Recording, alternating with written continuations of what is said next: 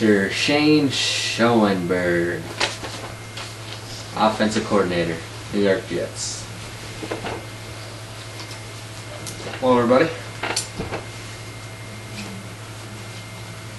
First question. It's Jordan Hamilton of the Texas Tribune. Just talk about a little bit about your offensive play calling there. The first drive of the game, you guys were more balanced a little bit, taking what the D gives you. Freeman was 6 for 6 with a touchdown on the drive. LT had 5 carries for 22 yards. In total, the drive was 11 plays, 73 yards in 3 minutes, and you guys capped it off with a touchdown pass to Antonio Bryant. Just talk about that a little bit. Well, I'd say that once again, this is the second week in a row we've won the coin toss and decided to receive. I think that it's almost been a challenge to our offense to set the tone of the game, run a lot of clock off, and with that would be running the football. Like I said earlier, earlier in the season, that you can't just let LT carry the load the whole season. But I think these past couple games, especially the past 2 games, he's been very effective.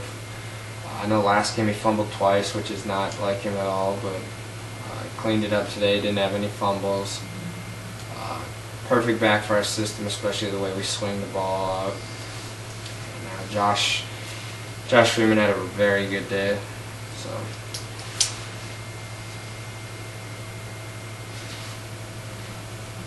This is Michael from Sporting News. I'm going to ask you this.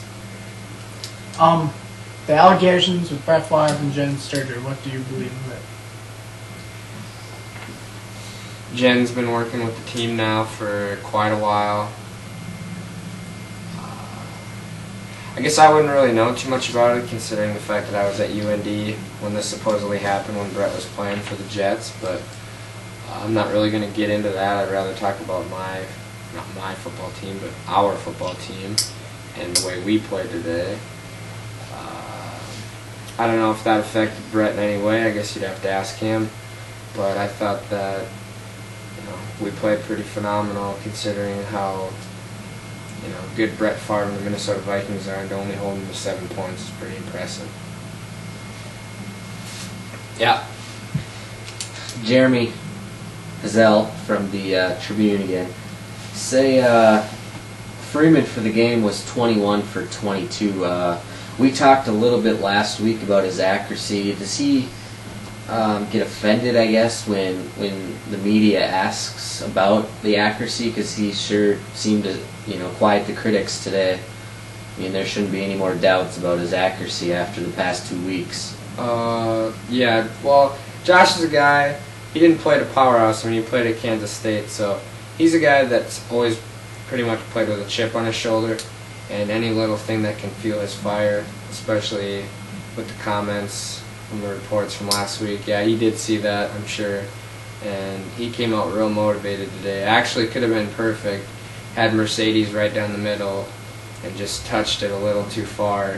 Mercedes had a step on the guy, but yeah, Josh is a really good guy, and with that, with LaDainian running the ball so well, that's what creates, that only helps out Josh too, to help guys get open. So.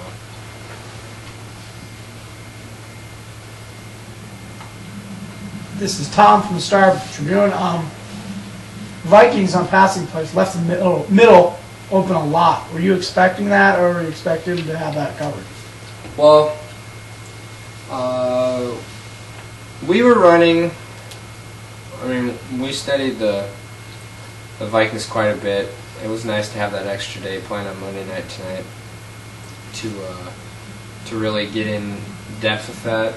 And they did leave the open quite a bit, but I also thought with LT got to the outside quite a bit and was pretty successful there. It's going to be tough, especially with the Williams brothers, to run right up the middle, but I thought LT did a good job of getting outside, getting into the secondary. A lot of corners were the ones to tackle him today, not a lot of D linemen or linebackers. And yeah, the middle's open, but I mean, we got so many fast, talented wide receivers on our hands. If they're going to start guarding the middle, we're going to get guys open down the field too. So we were just taking what, Josh was just taking whatever the defense was giving him, and a lot of the time, yeah, it was right across the middle.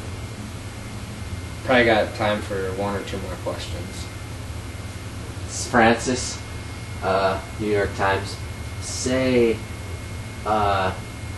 Just talk a little bit about the development of Mike Wallace at the wideout spot. He's really seemed to be maturing week by week. Yeah, Mike's a guy that, like I said, when we all came in here, you guys wondered about all these personnel changes we made, and we like to get a lot of young guys that are hungry, because at the same time, our coaching staff, myself, Coach Gonski, Coach Vessel, we're all pretty young guys, and we're hungry to win too. So we like to get guys that come into our system that want to be out there, want to play, want to get better. Not necessarily guys that are,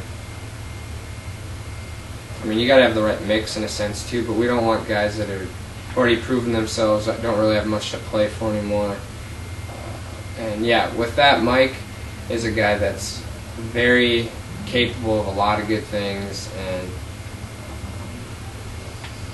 not throwing this out there, but I know it's only week 5 and it's still early, but I'm guessing he's going to be getting quite a few Pro Bowl votes, and along with a lot of guys on our team in my book anyways.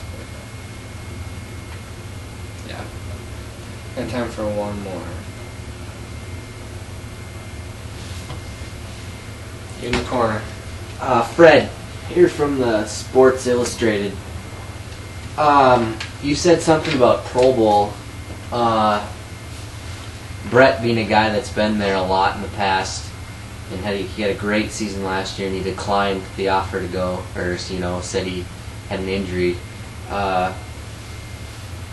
Do you think getting selected to the Pro Bowl is an honor, and guys should be forced to go? Because I think in the case of Favre, I mean, yeah, he was hurt, but I think he still should have been there to support the. He got voted, and that's a good honor, right? I mean, it's a great honor. I think that I don't really know what to do at the Pro Bowl. I mean, I know it used to be the week after the Super Bowl, and a lot of guys didn't like to participate in it then.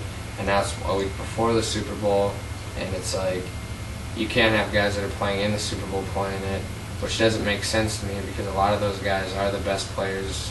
Yep. Maybe not in the game, but of this year. Yep. So I don't even know if you don't have enough games to do it like the Major League Baseball season, have it in the middle of the season, but you'd like for it to mean something like it does in the Major League season. And then to kind of build off that question, do you think Freeman's having through these first 5? Do you think he's deserving of some votes? Well, obviously, I'm going to be a little biased since he's my quarterback, but I think that he's got the talent to put up close to 30 touchdown passes this season, and I wouldn't be surprised if he threw less than 10 picks all year too.